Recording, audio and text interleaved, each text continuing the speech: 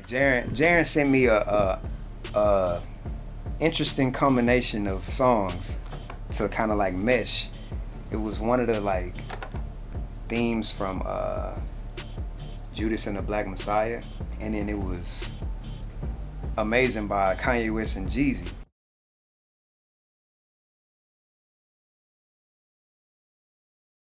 And so I'm like, man, like the main thing that stand out in that beat to me, in that amazing beat, is the like drums. Like they just,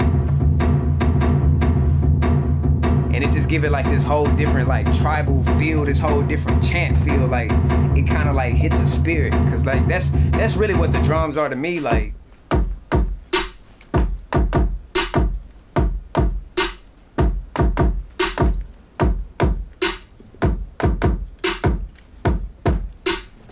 kick always gotta be hard. For me, I like my kicks punching. I need my kicks to just come with that energy. Then after that, I was like, okay, well let's get some hi-hats in there.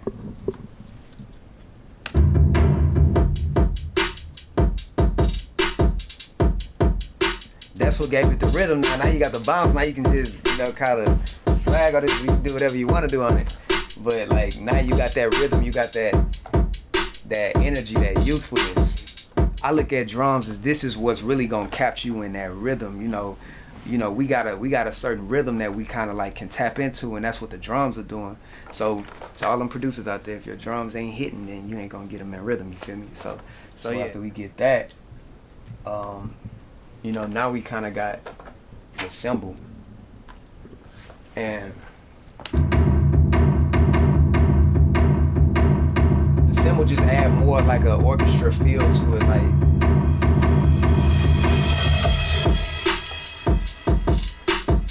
So that's like the reverse cymbal. So now you feel the energy now.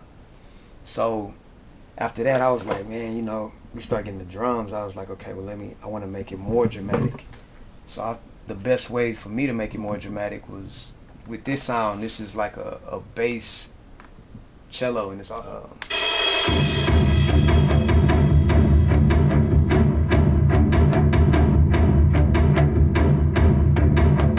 so if I mute my drums, add something dramatic, just something that sound like a shark attack or something that sound like just some shit about to go down when you hear this. And so I felt like, okay, now it started coming more together to me. It started being like, all right, I get it.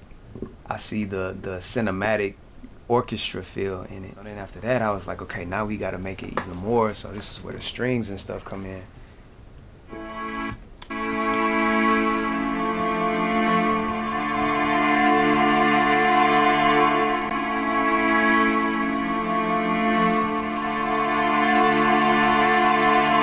Strings to me is what pulls everything out of you when it first come on, because you just feel it.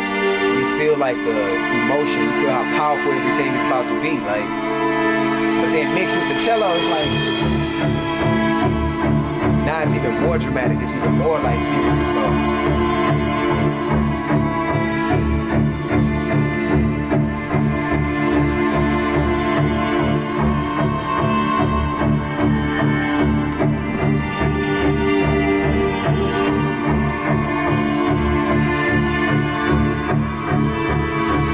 So when we take that and we put that, so you always gotta have a build up and a hit, man. I gotta have build ups and hits in my stuff, because that's just what create the climax to me, is the build up and the hit.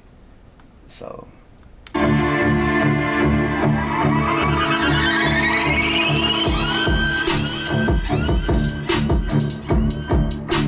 you see where I'm going with it. It's like, okay, yeah, we heard the dramaticness, now we back to the dramatic and the trap drums. So the bass, to me, now we gotta add the bass in. We got the drums, we got the kicks, we got the hi-hats, we got the hits, the build-ups, the strings. Now we gotta add the bass in there. So yeah, with the bass, I more so wanted to give something that was just like, I wanted it to be kind of dirty, like aggressive. I wanted it to be just just hits you like front and center.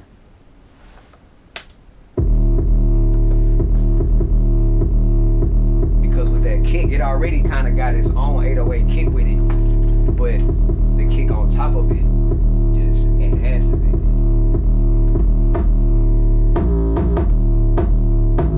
Yeah. Then we add the snares with it.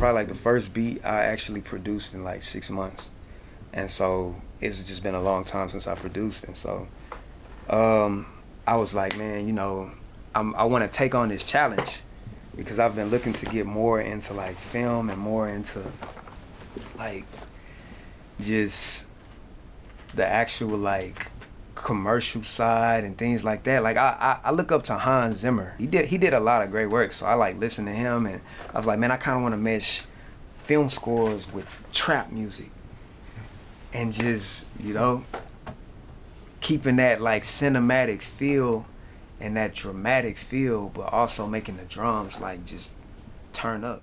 Hey, put the camera on small in here. Hey man, listen.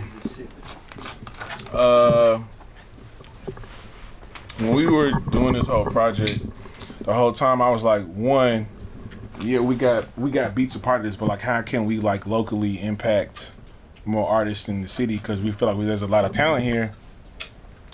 And you know, I had approached Stoppa, and I was just like, yo, man, listen, I got this idea. This is what I'm doing with beats, but I need like a score from scratch. And I was like, it gotta feel like a cinematic, but it feel like it gotta be from like the block at the same time. Mm-hmm. And I feel like he did a perfect job of like putting that together, but it's also showing like collectively like this whole project that you saw, everything that you saw from the beginning to end was all done locally by people here in Houston. Like from the artist to the director to the wardrobe to the styling to the pictures, everything was done by people here in Houston.